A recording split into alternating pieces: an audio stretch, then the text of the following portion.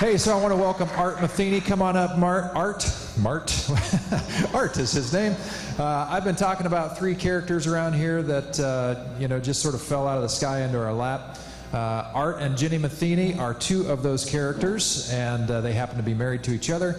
And this is Karen Kenny's son-in-law. So that helps you connect the dots. Wave your hand, Karen. She's responsible for your coffee this morning, so be very grateful for her. We heard from Jenny a couple weeks ago. She knocked it out of the park, and you'll be hearing from more for her in the future. When these three, Sam Altus is the other, and with these three, we're trying to figure out, all right, how best can we capitalize on these three amazing, highly qualified, highly trained people. And we figured it out with Sam. We have him for, we know, 10 months. And so rather than flipping burgers, we'd rather have him here helping us figure stuff out. So there's a note in your bulletin about that. He's going to have primarily two major objectives, working largely to help me. One is to figure out our youth deal and how are we going to effectively help serve our youth here in the church and beyond. Give you a big heads up. Even though the big flashy youth programs look good and attract people, I want to tell you that statistically the data shows that they don't really work long term, that there's an inherent problem in that model. So we're asking the question, what is the model that we can look at that will be effective long term? And we have some ideas on that, a couple key components that we know work well. But that's coming. So that's part of what Sam's going to help do. That's been an important thing for our church for a long time. It's been on the front of mind for us for a long time. Sam's going to help with that. And the other thing that Sam's going to help us with is how do we reach deeper into the community and build relationship so that we have the opportunity to let folks who are even thinking about faith give us the opportunity to have conversation with them, because a lot of times, well, it is true, worship is like step 3 or 4 for people. And the feedback we get from a lot of our newer people is, why didn't I know you guys were here so long ago? And we're asking the same question. So Sam's going to help us, figure these things out. Sam, raise your hand so we can wave back at you. And you heard from him a few weeks ago. Great job. And very, very excited to have him here. So Art is finishing up. He was a pastor in Oregon, planted a church up there, and transitioning to a new ministry down here. Can't talk a lot about it because it's secret. But anyway, he had big hopes and dreams and was praying that he'd be able to find a gig somewhere, maybe Bay Area. And turns out one is looking really good, pretty close. So that's awesome. It's part-time, which is actually awesome because he's got another love, which is reflected in his doctoral studies in spiritual direction. So everybody say spiritual direction. Now everybody go, ooh. There's music. There's always music. It's exciting, right? So Art, spiritual direction. What the heck is that? Throughout the church, there's always been, God has always had avenues for people as they're searching out, and He loves to bring people alongside each other to work out and understand God's presence among them. And God's always had people, and we've called them different things throughout time, but the church has always had this in a history. And so spiritual direction is really spiritual companionship. It's an attentive listening to the God who's speaking in the other person's life. It's a little different than counseling. Counseling, sometimes we might come with an issue that we have, feel stuck, like with an issue, relationally maybe. That sometimes bump into that a little bit with spiritual direction, but for the most part, spiritual direction is about the person and their own understood relationship with God. And it's really around that. So it's attentive listening around that, and it's a cool space. How it works itself out, sometimes it's had different ways of doing that, but how it works itself out, oftentimes in our culture, is where you'll sit together and be together. Maybe like a counseling scenario where you're together, but you're listening together. There's lots of space for silence, lots of space for you to try to talk about the things where you sense God most. And those things are important, right? The things we hold against our chest like cards, those are the places and spaces. And the cool thing is I'm not your pastor. And so there's a role that a pastor has to love you and be with you, but sometimes you're just like, I don't know if I want to share that with my pastor, right? Spiritual direction is accompaniment where I know you well enough to be with you, but you won't see me every day. And I won't be with you in Thanksgiving, but I'll be at this dinner. So anyways, okay, I'll get to the dinner. So, but anyways, that's kind of... Yeah, so I'm just super excited about this because that's one way that we know we're going to capture some of Art's skill set, is provide space for him to do that. It's a highly trained kind of thing. It's not like he just woke up one day and says, hey, spiritual direction sounds interesting. I'm going to do that now. Yeah. But he's had a lot of training in this, a lot of experience in that. I think it could be incredibly helpful and pretty unique. Another really cool facet of Crosswalk. And so we know we're building into that with Art and giving space and time and all that for that. So talk to him, bug him about, hey, how do I try this thing on? Because that sounds pretty cool. Yeah. I think you'll benefit greatly from it. And Jenny, his wife, we're going to have her speak some more in February, do a series for us. She's finishing up her PhD in theology out of the Old Testament stuff. So she's a little bit busy with that, working on a dissertation. But we want to capture as much of what she has to offer too. So anyway, and that's so cool, who we got working with us, and I just wonder what the heck is God up to here. So very excited about that. This guy killed it in the first service. You're going to love what he's got to do for you in the second one. So welcome with me, Art Matheny. All right. What we're going to do in our time here is we're going to, I'll be talking around a passage from Luke chapter 17. And so you'll have those, they're printed out near you. You can have it near you. We're going to put it up on the board in a moment. And what I'd like us to do is this. I really hope that as we leave from this space, that we've listened to this little story and said, and pause to say, God, what might you want to say to me in this? That's our hope in this space. So I want to encounter God. I think you do too. Not too long ago, we were moving here, and we were selling our house. And what happens when you sell a house, is you're kind of fixing the things you never fixed before, the things you kind of endured. One of those was the bathroom light switch. It was 2 a.m. They're coming in the morning, and I have to get everything perfect, right? And so I'm up. Jenny was away, strategically away, but my mom was out of state there with me. And it's 2 a.m. The kids are asleep, and I am fixing the light socket, but I didn't flip the breaker. And I know what you mentioned. You might know Karen, who's my mother-in-law. My father-in-law, Alan, who passed away a year ago, what loves this church and was an electrician. I'm sure he would have been going, "What are you doing?" But anyways, I was playing around trying to fix this, and boom, it sparked, and I went, "Ah!" And I yelled really loud, like, "Ah!" And my mom came running in. She goes, "Are you okay?" And I'm like, "Yes." What was I doing? 2 a.m.? I'm fixing. What am I doing? And I actually kind of started playing around with this, thinking, I'm trying to fix this thing that I don't know anything about almost, or at least I didn't respect it enough to sometimes not mess around or hurt myself or others. I realized actually sometimes I think I approach the Bible that way. Not that I'm scared it's going to hurt me necessarily, but there's the scriptures where God will speak. It's a book, but when God meets us in those, that's a place where God speaks often, I think. And so my hope is that we'll have a healthy respect. I hope you don't electrocute yourself, but as we get with the text, that the text would be there. So what we'd like to do is this. I'd like to read the text 3 times throughout this space. I'd like to read it at the beginning, somewhere in the middle, and I'll end with it. And my hope is that we'll just have it with us. In this month of Thanksgiving, we'll have this story that has a lot to do with Thanksgiving, portable. So let's read it at first. I'm going to read it out loud. We'll read it slowly. And then I'll move into a time of some explanation, and then we'll read it again, a little more, and then we'll read again. Okay? Let's do that first. So if you've got that in front of you, it's great. I'm going to read it out loud. Some of you might, just because you listen better this way, close your eyes. And you don't have to follow the words. You just listen and imagine being there. What does it look like? What's it smell like? Who's present? And ask questions. Why are you doing this, Jesus? Why are they approaching this way? And let's do that together. Luke chapter 17, beginning in verse 11, and it's just a few verses.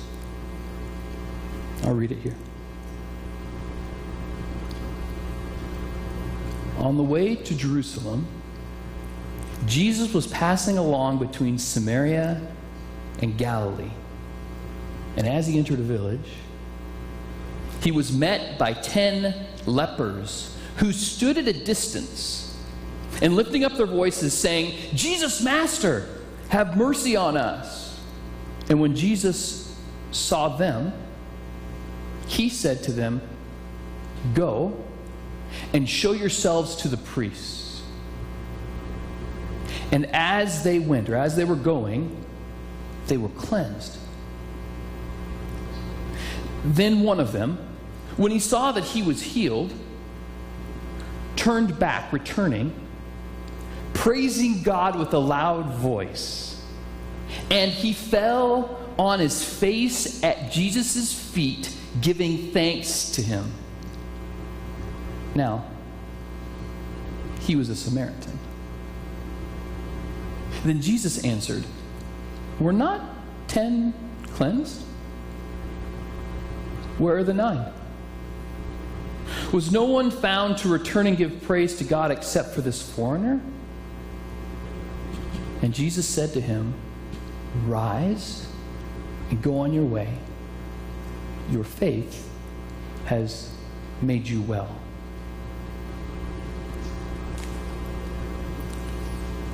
It was 2005, and we were in Vancouver, Canada. We were getting used to living in another country.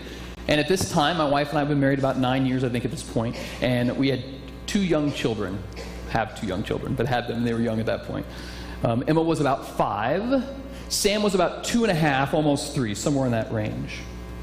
And we were going to the doctor's office to get shots, immunizations. I don't know how as parents, that's a wild card, especially the first time. You're like, okay, how are we going to deal with this now, okay? Some kids are like, I'm cool, put it in there, it's no big deal. Others are like, that's a sword, as they unsheath the 7-foot-long needle, right? So how are we going to approach this? And you know your children usually, so I think there's not one way to do this. But how we decided was we just thought, okay, we're just going to do this. We'll be with them, and our son needed a shot or an immunization.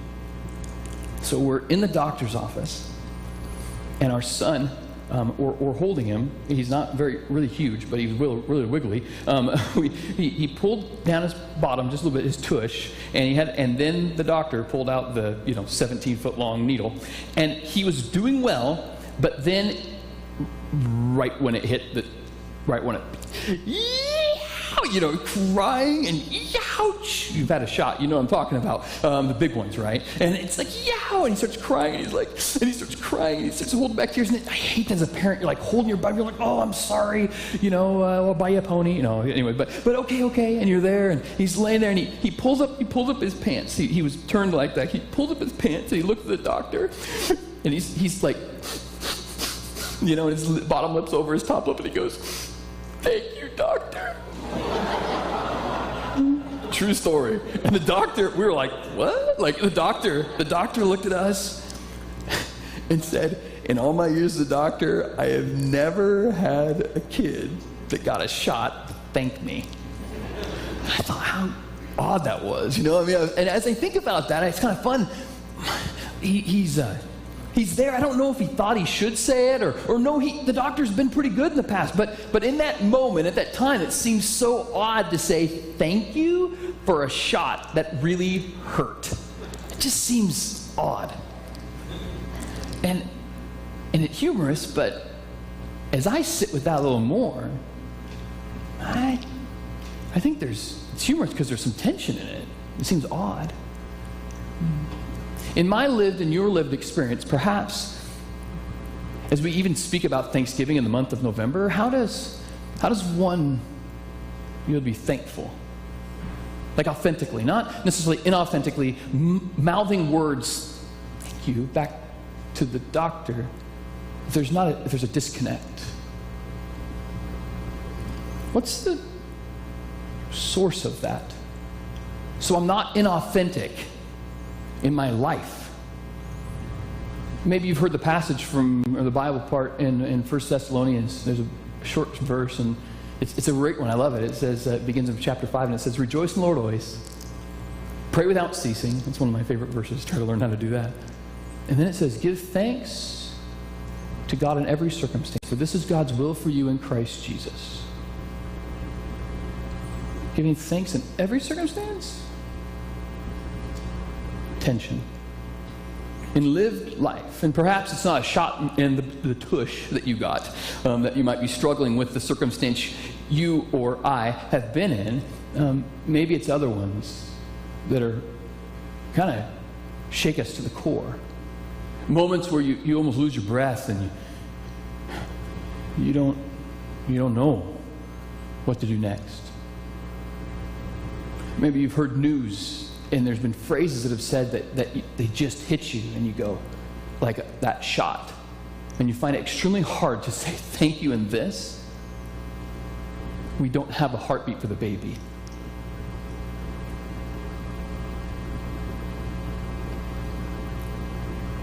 The news that you got from the tests confirms that you do have this disease. Perhaps it's relational. Perhaps it's at your home where you say, your spouse comes back and says, I want a divorce. Or you're fired in a severing of a friendship or relationship at work. I don't know what those shots might be. I don't know the circumstances that you might find yourself, maybe in a situation, choking back tears, really hurting, but somehow choking out because you might think you should say thank you in an inauthentic way, perhaps even to God, wherever you are in your spiritual journey, or to something. Thank you? This sucks. Thank you?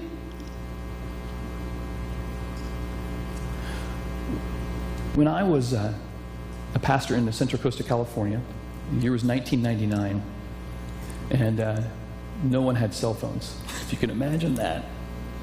And in the Central Coast of California, my wife, who I think is a perpetual student, was starting, was that 20 years ago? No, I was kidding. Joke. 17 years ago, actually, from almost this day, she was in Fresno, which is to the east of where Atascadero, which is near the coast, is located. It's about a 2-hour drive to Fresno. And she would go to be with her best friend from Napa High, Danielle, who lived in Fresno, and they would go over and have slumber parties. I don't think she was really at school. I think she just was making that as an excuse to go hang out. But they're over there every week. She'd go Wednesday night and get back Saturday morning. 2-hour trip over there. So Friday night, Saturday morning, that's when I got the call. I was asleep. The phone rang at 4. Landlines don't usually call at 4 o'clock. You usually don't get calls at 4 o'clock or text, right? There's no text then. And so I pick up the phone and I hear Danielle's voice on the other end. And she says, Art, it's Danielle. I heard her voice and I knew it was not good. She said, we're at the ER. And Jenny crawled into my room. She's in excruciating pain. We don't know what's wrong. We admitted her to the hospital, and she actually, they think it's a tubal pregnancy. We found out 2 days earlier that we were pregnant. I said this first service. I always say this accidentally. We were pregnant.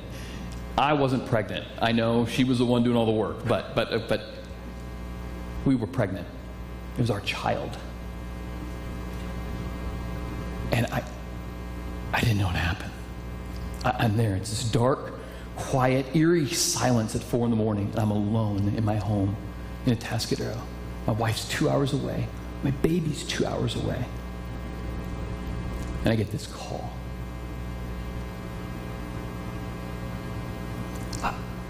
And there's an emptiness that kind of comes in. I think, as I've experienced and thought about this, an emptiness that kind of feels like it just, a hollowness for a moment. Like and I don't know if you've experienced that or not. Maybe that's not your experience, but that's what I was experiencing. Like, oh. And I just, literally, after I got off the phone, she said, I will call you back. My friend, who became her husband later on, Reuben, will meet you halfway and drive you to the airport. We'll meet in Kettleman City. I'm calling him. I'll call you back to tell you where to meet. I'll tell you more when I know more. Goodbye. And you just crumble. I just crumbled. God, I need you right now. God, heal my wife. I don't know what to do. Heal our baby. God, have mercy on us. And I just crumbled. I cried out. There's nowhere else to go. There's no ways to fix this. I have nowhere else to go except to God. And I'm crumbling on the ground, and most of my words aren't even words. They're just groans. You know what I'm talking about, the groans of your heart. You just, I don't know. So there I am, and then she calls back, and she said, we'll meet at this spot. So I flew across the desert and met Reuben at Kettleman City on the 5, and then we drove over to Fresno. And I walk in, and they said, good news. Good news. It's not a tubal pregnancy. Okay, the not so good news is they know it's appendicitis. It's swollen, it's expanded. They can tell the pain in that area. They've done they've done so many different tests and things like this, and they found this out. As I was walking in, the nurse was trying to take blood from my wife, and because Jenny was so exhausted and worn out and just dehydrated, they couldn't get it from her arms. They couldn't get the vein. They took it from her foot. It's the only place they could get a vein. She was exhausted in excruciating pain, and I'm really struggling with this. God, heal her. I'm watching my wife. Looks like dying. So I left for a moment, and I called my mom. I called Karen, my mother-in-law, and I called a pastor that I was working with in Atascadero, and said, would you just pray? And Karen and Alan came. I need help. So I go back in, and I'm in the doctor's office. Not doctor's office, in the room, and we're there, and they're about ready to wheel her away to surgery. So we go into pre-op, which is right next to in this hospital there, and they're there, and they're starting to work on her, and she's got the little cap on, and we're ready, and we're praying, and we're saying, God, heal. Okay, and we're going into this, and I'm trying to play it cool, but I'm not. And Jenny and I were talking, and she said, I think I said something stupid, and she laughed or something, and she said, that should hurt. Surgery's there. The appendicitis, with a local anesthesia, we were told we would lose our child. So I might save my wife, but I'm going to lose our baby if she goes in that room. And we're right at the threshold of that. And Jenny says, I don't have any more pain. Doctors, nurses, can you come over here quick? Come over here quick. Come here. They start doing stuff with her and poking and prodding her and stuff. They start doing this stuff, and they did something called a rebound. They pulled it back and then pulled one side of her stomach off and dropped it to the other side. And it bounced. It's supposed to give excruciating pain. Nothing. We were right there. They were actually shaving the hairs on Jenny's belly, which don't exist, so you know. Sorry. We were right there. They're like the last step, right? It was just two hairs, right? They pulled out the weed whacker. No, I'm just kidding. She doesn't have it. I'm just playing. She doesn't have that. There's no hair on that spot. That's mine. Sorry. What? See, I just killed the story. Anyways, okay, but we're there, and we're right there, and she's like, I don't have any more pain. And the doctor said, we'll take her to her room. We'll be ready to go to surgery in a moment. She's ready to go. She's prepped. We can go. We'll wait and observe just for a little bit longer. And as she took tests and more tests and poked and prodded, nothing. She was coming back fine. Everything was fine. She was there, and I went downstairs to the nurse. I went down to eat at the downstairs, and it was late at night by this point. I'd been there all day, and the nurse was there. I don't know if she was double shift or something. She was eating. She goes, "Oh, hey." She goes, "How'd your wife do in surgery?" I said, "She didn't go to surgery." She goes, "What?" I go, I know. She's okay. We're keeping her, observing her, but she's like, "Oh." And then we had a really cool conversation about the God who heals in her own life that just happened organically. We're at the table together, alone in a cafeteria. I go back in the room, and I'm with Jenny, and she's fine. I sleep there, I think, that night, and then the next day, the doctor comes in.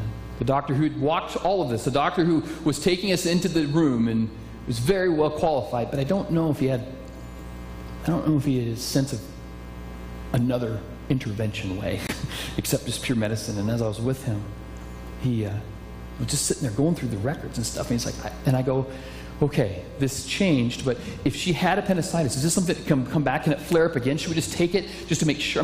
I want our baby, but is this something I should be aware of, and we have to be watching for weeks? And he said, no, it's not something that comes and goes. It wasn't this, it wasn't this, it wasn't this. I don't know, but I don't know. And a doctor was like, she's healthy. That's good. We can be happy about that. I'm like, great. And as he left, true story, as he left, he had looked over the stuff and walked away. And he was going out the door, and he said, "What God do you pray to?" That's what he said. And I was on the other side of the room. No lie, I did this. I wasn't like all freaky or anything, but he said that out the door, and I went out and I go, "Jesus!" I was talking to Jesus. That's who it was. Not to be all jerky, but that's who it was. That was who I was talking to in that moment. And I experienced 2 times, I think, the place of falling down and crying out to God, "God, have mercy on us." And then When I knew my wife was okay and our baby, Emma, who's now almost, 16 and almost 17, going on 32. No, but she's alive. There was another type of falling down and thanking God. But it was specific. Jesus, thank you. Because I know you did work here. And you didn't have to do this you could have used doctors. There's been times I've prayed and that hasn't happened. But in this moment, at this time, I experienced the goodness of God. And I could say thank you to the God who revealed himself as good to us. And God is good. And I was able to say thank you. As I look at this story, we might have different things that we struggle with as we go to it. It seems kind of clean and tidy in some ways, but then it's not so much. The thank you part, I think in all circumstances, and even this thank you part here, I think highlights how I am able to, or how perhaps you might be able to, from an authentic place, be able to say thank you. As I sat with this text, I had observed a few things. And I want to give a few little background things, and then I want to read it again.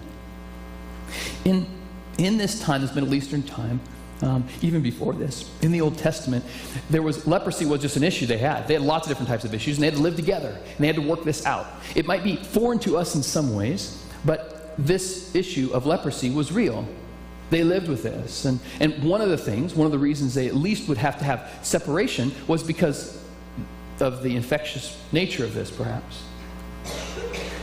So there was drastic steps that in the Old Testament, Leviticus 13 and 14, kind of lays out. And so this is how it would go. If someone was perceived as leprous, they would go to the priest or doctor in that culture, the doctor that was there kind of, the priest was there too, and was examining, authentically looking and examining to see if there was criteria for these certain things. There was redness and soreness, and it was expanding and growing, and it looked like it was dying. And there's parts of the evidence of white. The hair was turning white. There's specific reasons it's not this, but it could be this. And within leprosy, the priest had to examine this. And so the priest would examine someone that was going to be leprous, or possibly leprous, and then they would, if they thought they didn't know for sure, they would hold them for 7 days. And they would see, has this advanced or is it kind of nothing? If it's nothing, good. You can return back to the community. But if it's advanced, there's kind of an immediate movement that had to happen. They had to move out.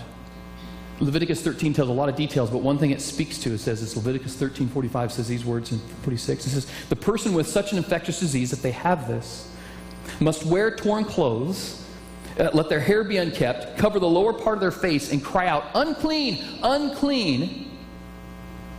As long as the person has the infection, they remain unclean.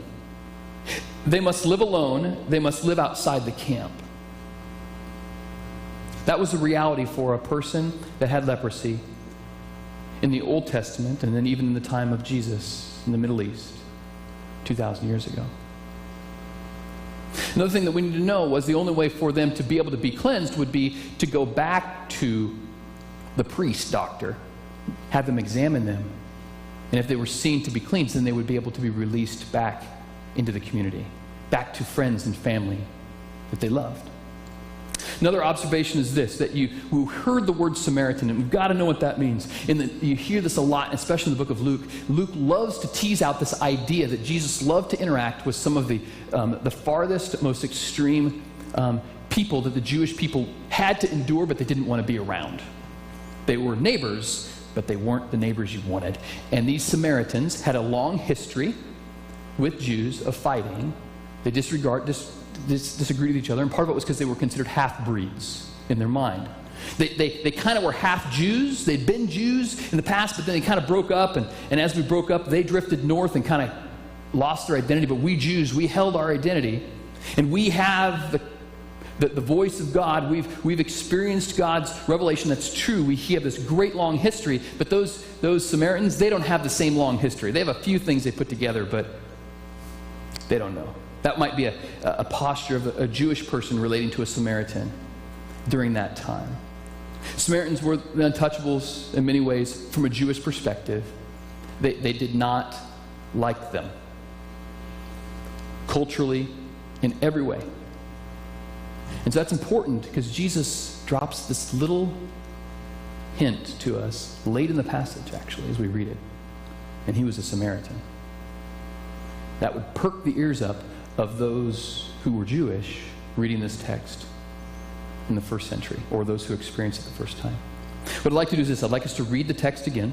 I'd like to listen with it, hold it, and then we'd like to move in just a little bit more, okay? Some observations I hear from the text. More observations and questions, and maybe God will want to take you in different directions with those. Let's read the text. We'll hear it, and then we'll go a little bit longer. Luke 17, beginning in verse 11, says this. On the way to Jerusalem, Jesus was passing along between the border of Samaria and Galilee. And as he entered a village, he was met by 10 lepers who stood at a distance and lifting up their voices, saying, "Jesus, Master, have mercy on us." When he saw them, Jesus said to them, "Go and show yourselves to the priests." And as they went, they were cleansed. Then one of them, when he saw that he was healed, turned back, returning, praising God with a loud voice. And he fell on his face at Jesus' feet, giving him thanks. Now, he was a Samaritan. Then Jesus answered, "Were not 10 cleansed? Where are the 9?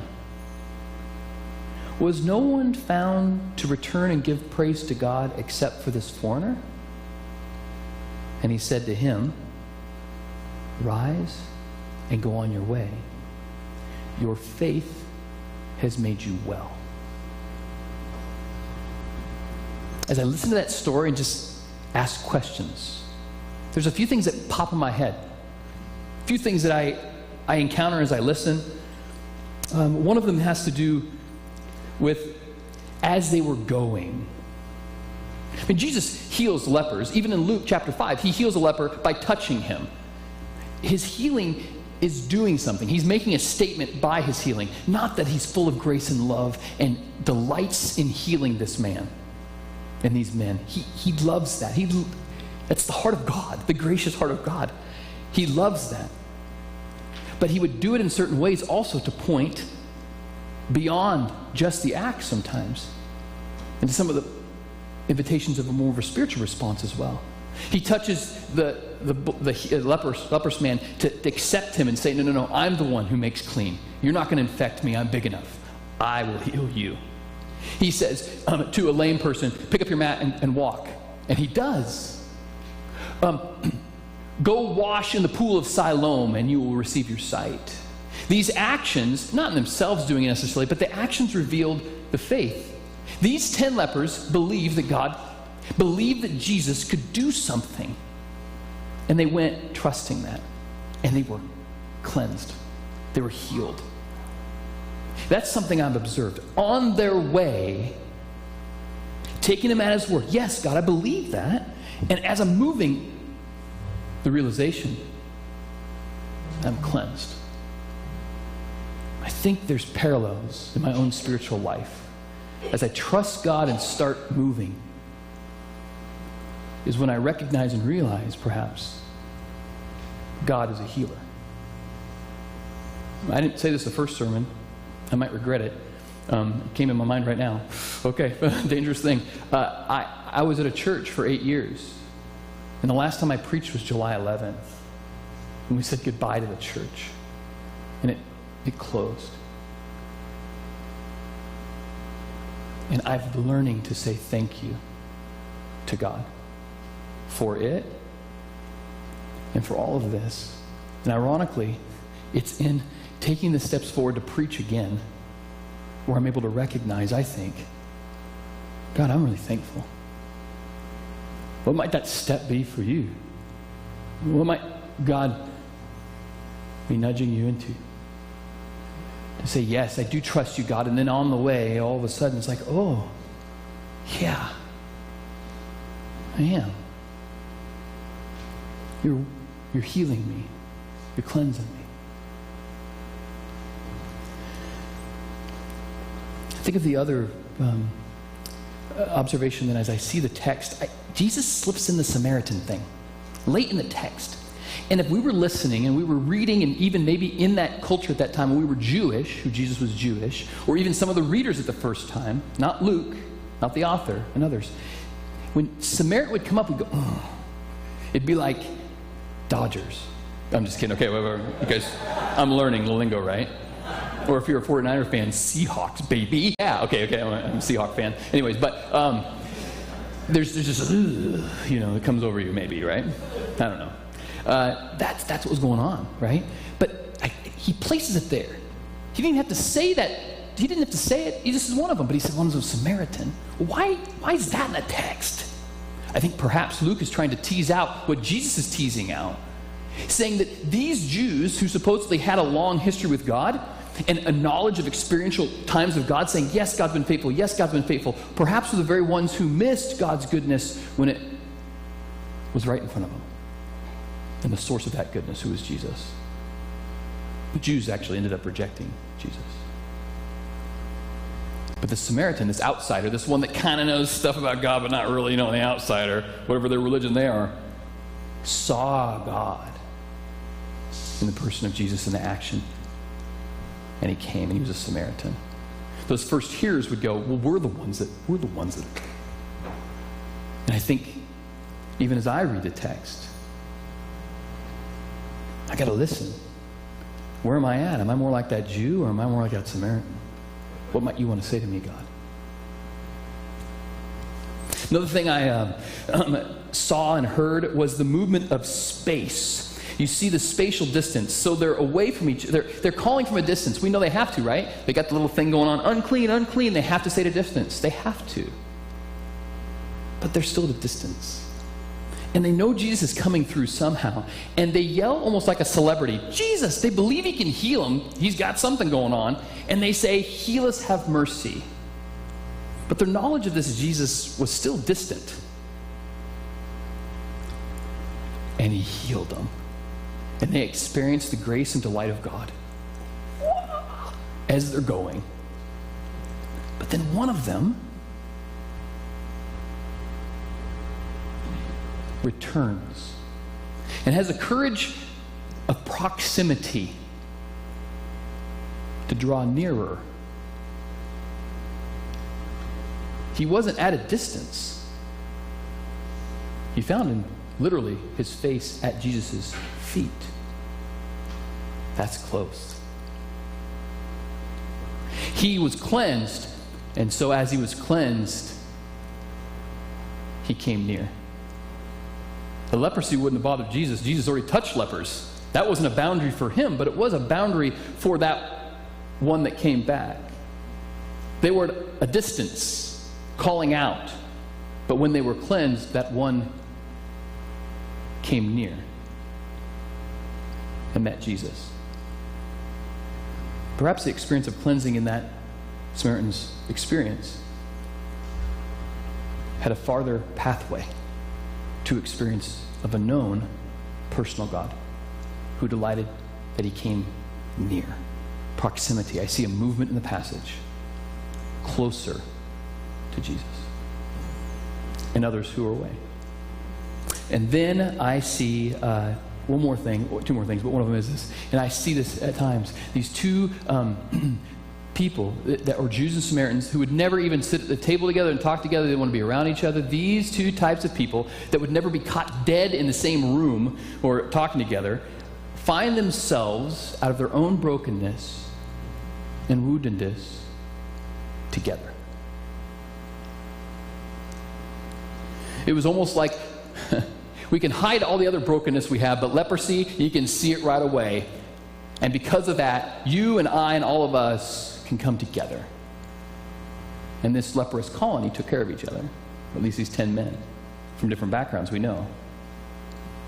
Their brokenness brought them together. But I notice that it just brought them together. Not to minimize that. But the healing happened when they as a group called out to God. And as they were being healed, they experienced the goodness of God. And then this Samaritan, the last one that came. The last thing I see from the passage is the verbs. The verbs are playful in the text, I think, and Jesus likes to tease it even out with questions, I think. He highlights it, I think, as I'm sitting with the text again, I hear this. This is what's happening. When leprosy is talked about, leprosy is always referred to as cleansing. All through the Bible, if you are leprous, you are cleansed. That's the verb that goes with that disease, and that's the way it is. And perhaps you are healed. So if I'm speaking about it, a person that was leprous, they are cleansed. All through the Bible, consistently. And if I'm speaking about it generally, the lame were made to walk, the lepers were cleansed. We'd speak about healing. Those are two words that are often used around these things. And it's all the way through the passage, except for one spot. One spot. And as I read Jesus' questioning, it's almost like he's highlighting this as well. See, the one, as he was cleansed, realized he was cleansed, and it was almost like those guys from a distance, the 10 that cried out to God authentically, and God delightfully healed them. Thanks, God, thanks, yeah, woo, yeah. I don't think they did chest bumps, but maybe they did. But they're excited as they're going to the priest to go back to their new life. That's the grace of God. That's so good. But one recognized in the midst of it, not just the circumstance of cleansing, but the origin, the personal origin behind it, and returned to fall at Jesus' feet. And Jesus, seeing him, seeing his faith, but the courage and pursuit to follow this, says, where are the other 10? Weren't there 10 cleansed? Where are the other 9? He's highlighting that there's something that happened essentially in this one with the other 10. This was great stuff. This was good things. But something happened in this one that Jesus is highlighting that's unique. He maybe moved farther down this tracing the goodness to the one who is good. And he finds himself at the feet, praising God in a loud voice. That's one of Luke's favorite ways of talking about salvation. He's praising God.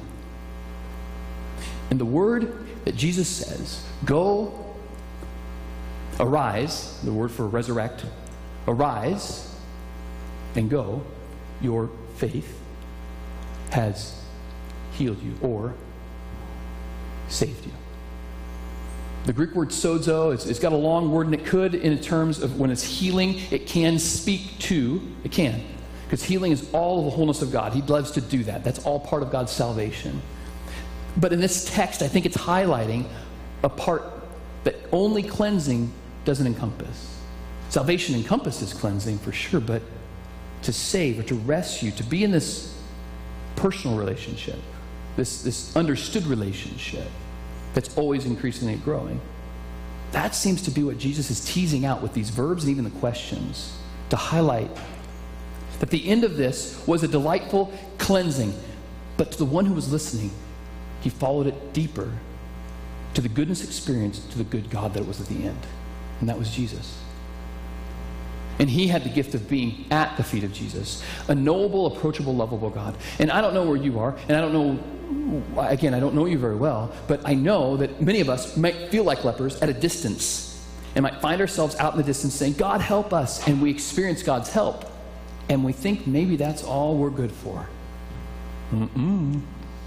He wants more. Does that sound creepy? Sorry, that may sound creepy. Okay, anyways, okay. He wants more of you. That's like, he wants more. It's like, wow, what was that? Is there a hand coming from the... No, okay, I don't know. Sorry. ADD kicks in sometimes. But he wants more of us. He wants us to follow this trail of goodness to a more recognized, understood knowledge. God's approachable, God is lovable, and God desires us in an ever-increasing way to know God. Him in the person of Jesus is most clear seen on earth. And I think this text is calling you and me, at least me, into a greater, ever-growing knowledge of who this Jesus is.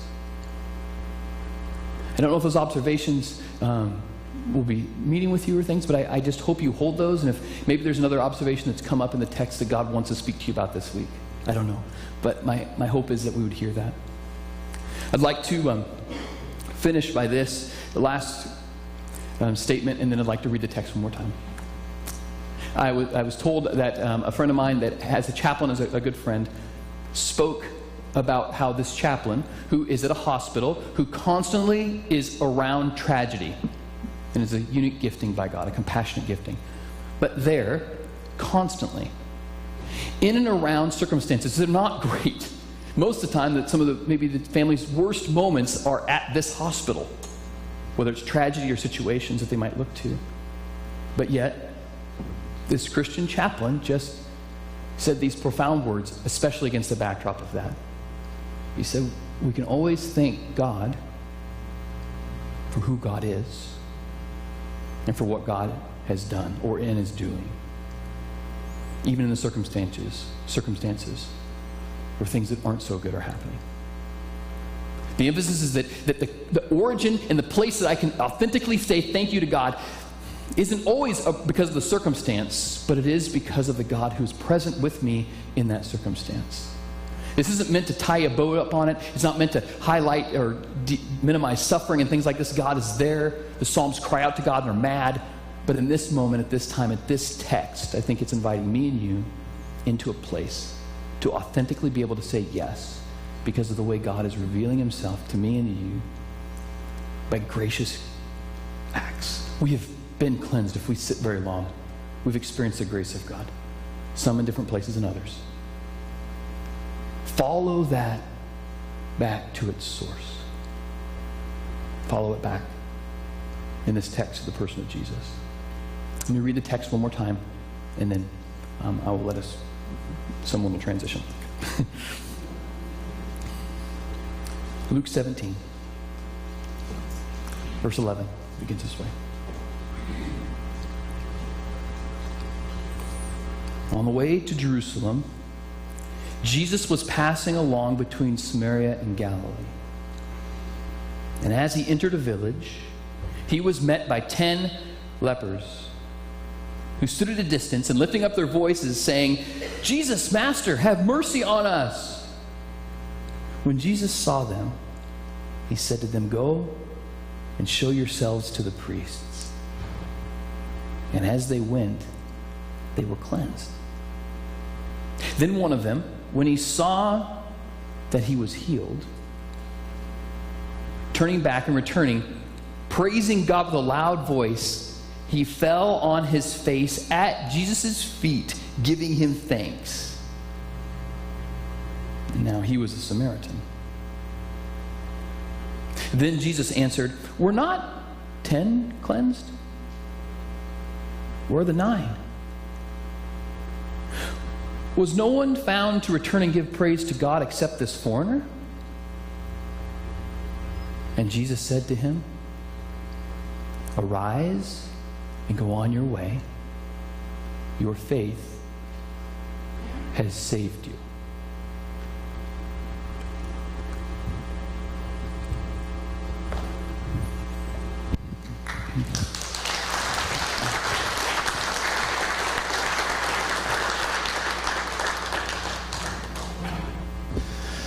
Thank you, Art. That's going to be jacking with me all day, thinking about the connection between cleansed and healed and all that. So thank you for that. It's good stuff.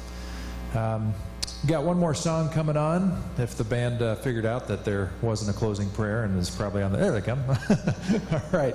So one last closing song. And during this song, we have the opportunity to support what this church is all about. You know that Crosswalk has a very unique voice in Napa.